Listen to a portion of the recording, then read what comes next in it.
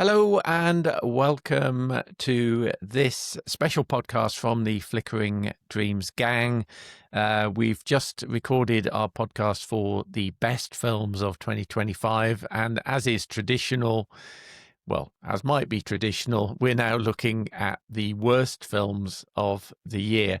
Now, I saw, who's the guy, Chris Struckland, on his podcast was saying, I don't do worst lists because every filmmaker gets up in the morning to go and make a great film and puts their heart and soul into making a film, which is true.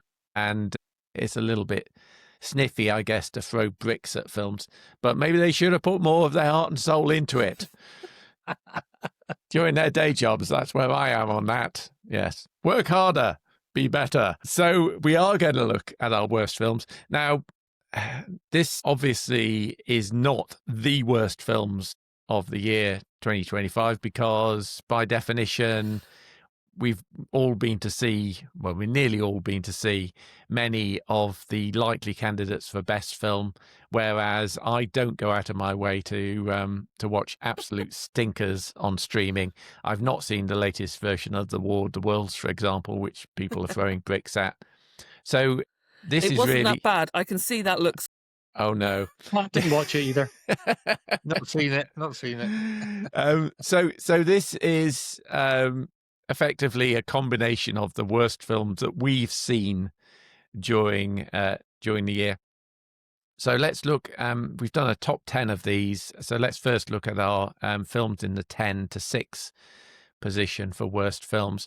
As before, we gave 10 points for the worst film, 9 for the next, etc. We had a total of 33 different films which received votes, and only 2 people agreed on any of the films in this list. So it's a bit of a crapshoot, really, in terms of a top 10. But here we go.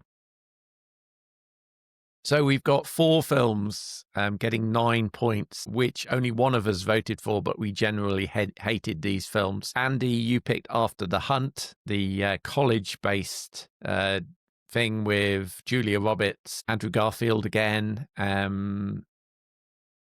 Yeah, it wasn't great, was it? I don't think. It was so poor, it was beyond belief. My poor beyond belief film, which, again, I was the only one who gave this vote, was Honey Don't, which was Cohen and Trisha Cook co-written. It's their follow-up to Drive Away Dolls, which I also hated. Basically, a whole bunch of soft porn scenes loosely linked together into a plot.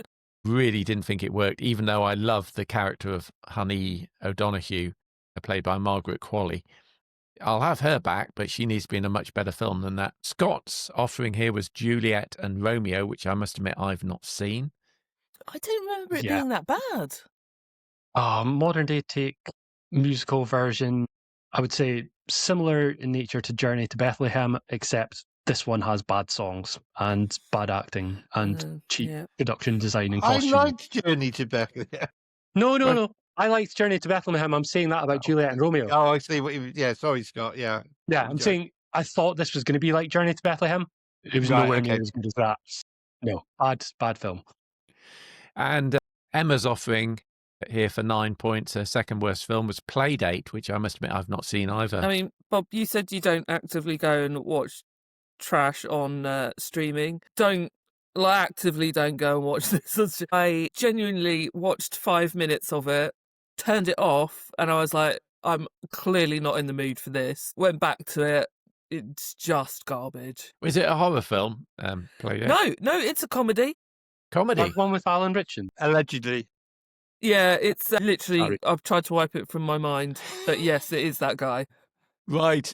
Carrying on, I think we've got joint films at number 7. 2 of us agreed on these films. Thank you, Emma, for voting with me for The Mastermind. Did we go and see this together at the London Film Festival? Yeah, we did. We did. Yeah. We were sat next to each other watching this. So maybe I feel like we both walked out just in silence. Maybe we influenced each other, but we were walking past some of the film critics, like the lady from the Guardian, who was sat there saying that was fantastic, wasn't it? I think clearly didn't watch the same film. It's clearly so boring. So Josh O'Connor's fantastic in that film. But that's the only good thing I can say about that film. It's a heist movie. The one where he speaks French. No, you're or thinking Italian or something. Chimera you're thinking of, I think. This is a heist okay. film. This is a heist film about a heist from an art I've not heard gallery. of this one. And how can you make that dull? How can you make that boring? But it was like, it's a Kelly Reichardt film, and it was like Really? watching paint dry for me. Absolutely. There's like whole scenes, like 5 or 6 minutes of him going up into a hayloft, trying to hide things, and then falling down, and nothing happens. He doesn't get injured by the fall. He doesn't hide the things. It's just like 5 or 6 minutes of nothing happening. I mean, That he deserves to get caught and inconsequential thrown to in the plot. prison. Yeah. Terrible. Anyway, enough. Also at number 7, we got Jurassic World Rebirth. And some of the films I put on my worst 10 list because they are actively terrible. Some are probably on my list because I was so disappointed by them. And I think Jurassic World Rebirth made my list because of that. Gareth Edwards, one of my favourite directors, generally the creator, Rogue One. I thought he's been given this franchise. Yeah, been given this franchise to breathe new life into it, and we end up with this. I thought it was dreadful. The Mexican guy, I can't remember his name now, could never decide whether he had a leg injury or not. Sometimes he was running away, sometimes he couldn't move. The plot was nonsensical. We got to get DNA from a flying dinosaur and a standing dinosaur and a swimming dinosaur, and that will cure cancer. And yeah, it was what? It was just bonkers, wasn't it? And I wouldn't even have minded that much if the special effects had been decent. But I thought the special effects were dreadful in this film. They were really a scene where the T-Rex is chasing the raft down the river that looks so awful. It does. And he gives up. Yeah. But it was better than I thought that was Dominion. bad. Yeah. Bad film. And number 6 is another film I've not seen. Emma voted this her worst film of the year, so that's why it's on the list. Yeah, so good choice, bad. Emma. I think I gave it like half a star because you can't give it a 0 on Letterboxd. What is this? What is this genre? So this is, I'm going to have to read it to you from IMDb because I will just say the genre is crap. But basically, it's an insomniac musician encounters a mysterious stranger, leading to a journey that challenges everything he knows about himself. I mean, it's basically sort of about The Weeknd, and he's the main star. It's got Jenna Ortega and Barry Keoghan in it. How would you say that? Keoghan, yeah. It's just so bad. Like, I genuinely feel like The Weeknd was like, I've got a new album coming out. I need some good PR. What shall I do? I know, I'll make a film. And it is just so... like, I could see if the idea behind it is that Jenna Ortega's basically a bit of a stalker, I could see that being a really good film. But the way... and I like The Weeknd's music. I have just gone and taken it all out of my playlist because I'm like, I just can't even listen to you anymore. So it worked as negative PR for you, yeah? It really did. I mean, like I say, great idea, but it just felt like it was a bit egotistical, the creation of this film. Right. Okay. So that's our 10 to 6 list. Here's our top 5 worst films. And at number 5, we've got a film which, again, only 2 of us voted for, but this is it. I would like you to meet Ares, the ultimate soldier. He's biblically strong, lightning fast, supremely intelligent. And if he is struck down on the battlefield, I will simply make you another. This is Tron Arse. To which my reply was, please don't. This was Tron Arse, or Ares, as it should be called, the Disney reboot of Tron. I think this was myself and Andy that voted for Tron. I thought it was dreadful. I thought the whole physics of how these digital things are going to come into the real world, laser carved out of some MacGuffin material that makes him, what was that, biblically strong? How is some character going to be I biblically? assume they're referring to Samson, but he didn't have long hair.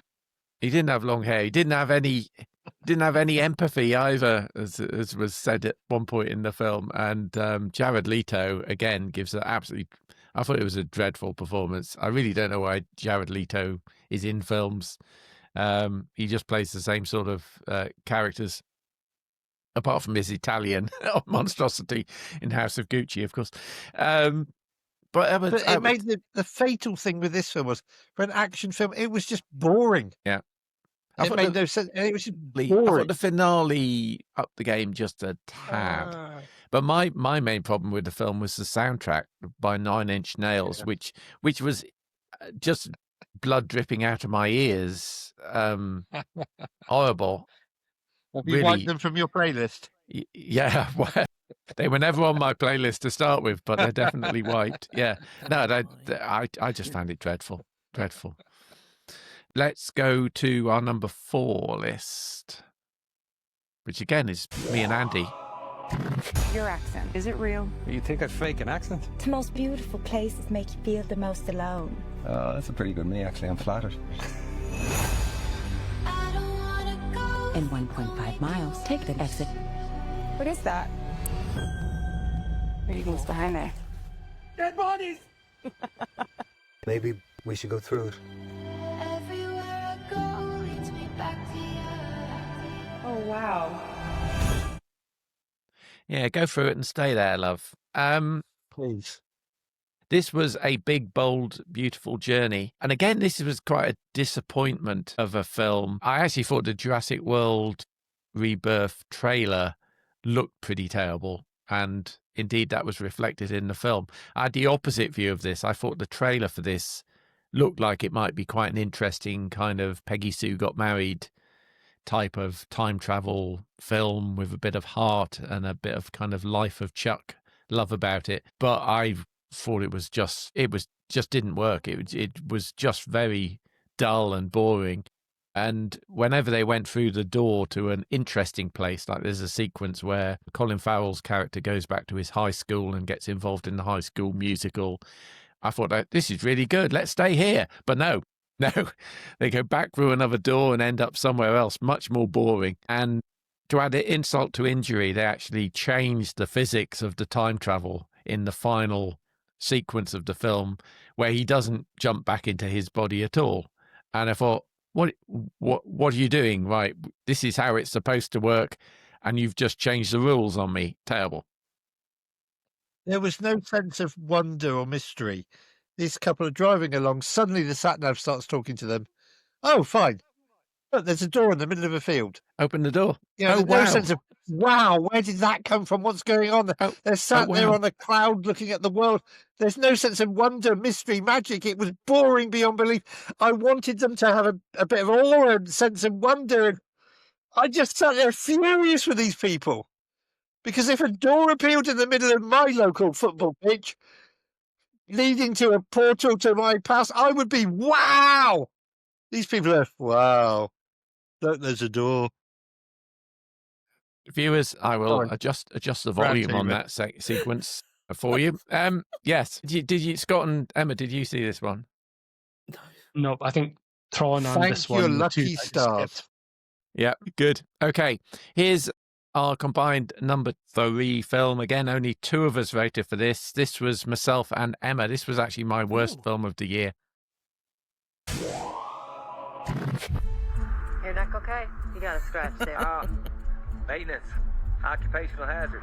Don't touch me. Don't touch me. I'm a real life.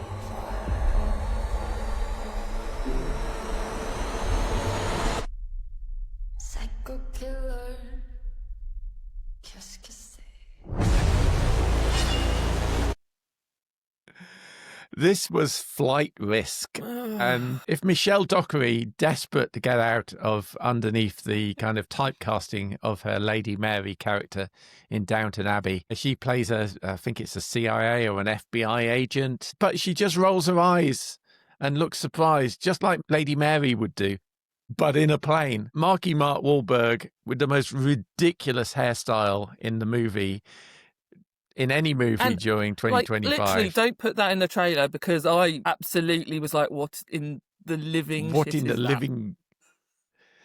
Yeah, it was just terrible. And they built up to a landing scene at an airport, which was just one of the most ludicrous bits of film. Did the plane not crash? Did I just imagine that in my... Maybe that's how I wanted it to end. I can't actually remember. I just remember just holding my head in my hands on this one. And it's directed by Mel Gibson. I mean, thank God he's one of Donald J. Trump's ambassadors to Hollywood. Right, he clearly knows what he's doing. Like, genuinely, this should have been one of my... Like, I should have liked this one. It should be my middle-of-the-road good action film. Yeah. No. Yeah.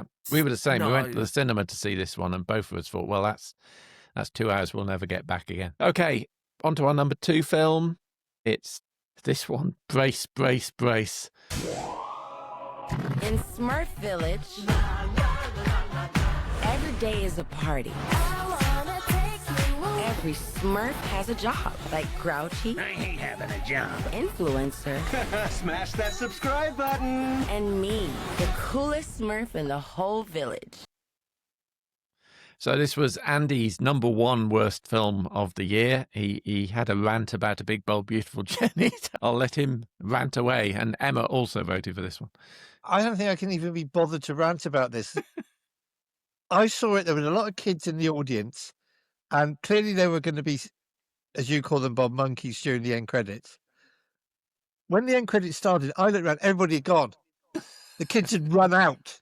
They were so bored. They were so stupefied by the whole thing that the kids left the second the story ended. And I was the only person left in the cinema to stay for the end credits. And I wish I'd gone as well. This is absolute rubbish, even as a kid's film. As a kid's film, I mean, involving talking books that go back to the beginning of time that sing and dance, and Papa Smurf's hidden one of these buttons. I couldn't make head nor tail of it. The story made no sense. It was boring. And what's worse, because Rihanna's on the soundtrack, lends her voices to Smurf Hair, they burst into song every 5 minutes for no reason. And coming out of the cinema, I could not remember one of the tunes within minutes, within seconds of leaving the cinema. As a kid's film, a Smurfs film should be a film that entertains children and entertains them really, really well, gives them a good laugh, gives them a bit of an adventure. This did not do any of that. It was absolute rubbish as a kids' film, and therefore really, really disappointing. I mean, parents taking their kids to see this must have thought, wow, I wish we'd taken them to play crazy golf or something, because it Kill was me just now. rubbish. Yeah. Okay. I mean, sorry. honestly, like you say that, like there's usually something in a kid's film for adults. I mean, yeah, there was nothing. The kid stuff still entertains me because I have the mental age of a 10-year-old, evidently, but there was just nothing of appeal for anyone. And while I love Rihanna, I wouldn't have cast her as Smurf Hair. I think they basically went, we've got this property, let's revamp it a bit. Trolls is good. People like Trolls. Let's do Smurfs like that. Is Rihanna off your playlist too? No, this didn't offend me that much. Rihanna's fine. So that was our number 2 worst film. Our number 1 worst film, this is one I would actually disagree with, but this got votes from Andy and Scott, who absolutely hated it. But here's our number 1 worst film of the year. Over here, Lieutenant. I think someone murdered my brother. Please, take a chair. Thank you. I'll find them. This is what I do. Says you served 20 years for man's laughter. Must have been quite the joke. How can you I knew it. This was the one I knew was going to be on the worst list. How? After that joke about man's laughter, how can you do it? I've actually edited because that. There was no laughter in the film. I've actually edited that clip there because the trailer actually has him saying, you serve 20 years for man's laughter. And then the con says, do you mean manslaughter? And then it goes back to Frank Drebin saying it must have been quite a joke. Doesn't work at all. You have to have man's laughter. Must have been quite a joke. I think that was a great line. This is The Naked Gun, of course, the reboot. I didn't love this film, but I didn't hate it. I actually laughed more in this film than I did in Fackham Hall. And there's been precious few stupid comedy films during the year, haven't there? But I laughed. This passed my 6 laugh test, I have to say, with some of the gags in here. So I think we've got a big disagreement between the divides of the cells in this podcast. Why did you guys hate it? Go on, Scott. Okay, so this was my number 1 worst film of the year, and it really wasn't that close. So I'll preface this by saying I haven't seen the original films, and a lot of people said I should go back and see those, but I did like Airplane, which is on the same lines. This one,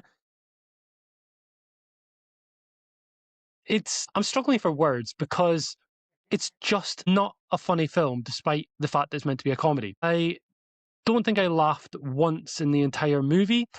There might have been once where I smiled at something, but it was just so atrocious. Like, the juvenile nature of this, the writing. Right. Okay, so you mentioned Fackham Hall.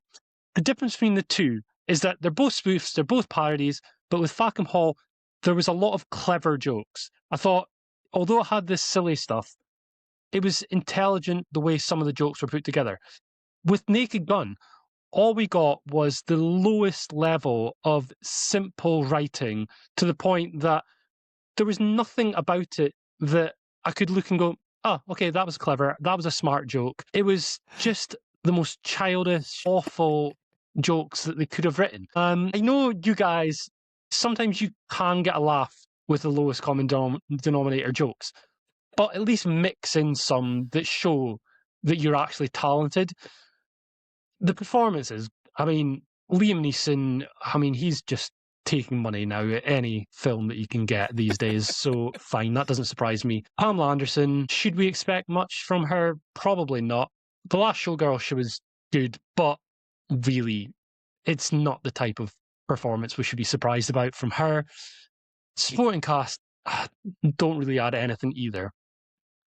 The visual gags weren't funny, the dialogue wasn't funny, and just on a whole, it made me very sad to spend that time there when I could have literally been doing anything else in the world. Okay. Even the OJ joke. Even the OJ joke didn't resonate. Dated. That was hilarious. Yeah, exactly. That's why it was fun. I have seen the originals, and I love the originals. And the difference between this and the originals had a certain charm about them as well. They weren't just madcap one joke after another. You really cared for the characters. You liked the characters. There was a certain charm about them. This had none of that. This was just, I mean, that joke that you just seen where take a chair and she dragged it. Some of the jokes are really protracted. They weren't just obvious. They were protracted to try and sustain a laugh, which never came in the first place. And I just thought I was bored. As Scott said, I didn't laugh once. I may have smiled once, but I just thought it lacked the charm, the wit, the originality of the originals, and it was almost trying too hard to replace the originals, and it just flopped. I can understand that, and I think that's one of the reasons that I didn't rate it as highly. I didn't absolutely panic because I did laugh quite a bit, but things like the coffee cup joke just got overdone. The whole thing about eating the dodgy burrito and then was somewhat went over the top for me. But yeah, it wasn't my worst. But there you go. You see, film is subjective, and comedy film is even more subjective, isn't it? I grew up with like all of those types of films, so all of the Police Academy, all of that. Absolutely loved it, and honestly, like, it felt so nostalgic. But I will admit some of it was a bit over the top because it basically was a spoof of a spoof, which had its moments. But I thoroughly enjoyed it. And how do you ever follow Leslie Nielsen? Yeah, well, you don't. No. And it was maybe a mistake to even try. But so these are our personal worst films for the year. Again, all over the place, like films like Materialists and so on, which I agree were not good. Snow White, which we came in for a panning. Now You See Me, Now You Don't, quite recently. I think we've mentioned most of the other ones. You've got Avatar, Fire and Ash as one of your worst films on there. See Scott shaking his head. Sorry, Scott. Yeah. This is Emma's, and again, fairly much all over the place, like ours all are. Wolfman.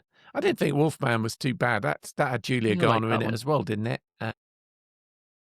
The fact that I can't. I just can't. The Monkey, Christmas Karma, Caught Stealing. How can you have Caught Stealing on that? I thought Caught Stealing was great. It was literally Matt Smith just screaming. I agree Matt Smith was somewhat over the top, but overall, Austin Butler I thought was great. Zoe Kravitz, I thought they were great together. Yeah, I quite enjoyed it. And then Opus, I had Opus somewhere on my list as well. Was not I think great. That was a lot more that I was disappointed and bored than it being bad. Yeah. There was something there, but I just didn't tick any boxes for me. Yeah, I would agree with that one. And then we got Scott's list again. You got Warfare on the list, which and Springsteen. And Superman, which I loved. Superman, yeah, I enjoyed Superman as well. Yeah. It's funny, isn't it? Havoc was very close on my list. Yeah. I think we spoke in the previous podcast about Warfare and the boring nature of that, in my personal opinion, although I know plenty of other opinions are available and very much opposite. And I knew we were going to have some crossovers here with your best and my worst. Springsteen, Depressing Daddy Issues, the movie. Yeah, there could have been a good music biopic. I think Blinded by the Light was a much better Bruce Springsteen film than this one. But yeah, right. Deliver Me from Evil is not meant to be a biopic. Just to say, it is a film about a year in the life of Bruce Springsteen. Deliver Me from Nowhere, a particular album. Yeah, but it was still... So I'm just saying. Springsteen Deliver Me from Nowhere is not a biopic. Yeah, I'm with you. Yeah, I concede that. Technically not a biopic about a real life musician. Yeah, that it was just dull for me. Superman, I have only seen once. I hated it on first viewing. I thought it was too much going on all over the place. Seems like too much ideas that were all just thrown together. I will watch it again when it comes to streaming somewhere, just to double check. Plus, I know it will be important for the James Gunn universe going forward that I remind myself with all these different characters. My comment on Superman was that it's a mess, but sometimes it's fun to make a mess. Sometimes making a mess is great fun. Yeah, I thought it had a bit of heart. Yeah, all over the place, I agree. But and the Elio you've got on that list, I quite enjoyed Elio, actually. Yeah, just Pixar being disappointing. I think my standards for Pixar are fairly high. In recent years, it's been very hit or miss, I thought, and this one was a big miss. Oh, okay. Again, I was quite surprised. I expected to hate it, and it wasn't as bad. And this is my top 10 list. Again, Captain America: Brave New World made my list. Bank of Dave 2, which I thought was dreadfully disappointing after the original Bank of Dave. Mountainhead, which was a great premise, but left me absolutely cold. I Know What You Did Last Summer, we talked about in the last podcast. And Honey Don't, which I absolutely hated, as I said before. So, so that's our personal worst 10s. And that's the end of our worst films of the year podcast. Again, can you kind of compare that, given that the most votes that anybody agreed on was 2? I don't think so. But there you go. So we will be back with our specials for the awards season. The Oscars come out, I think, January the 22nd. So we may get together to talk about the Oscar nominations. And as I said earlier, we are also going to be coming back with a Flickering Dreams best and worst of the month podcasts on a monthly basis. So watch out for those. As it is, my thanks to Andy Godfrey, to Scott Forbes, and to Emma Sewell. And we will see you all shortly. Okay. Bye. Bye. Take care. Thank you so much for listening or watching Flickering Dreams. You can find the video version on YouTube and the audio version on all major podcast platforms. And don't forget to subscribe so you can get each of the weekly episodes as they are released. We'll see you at the movies.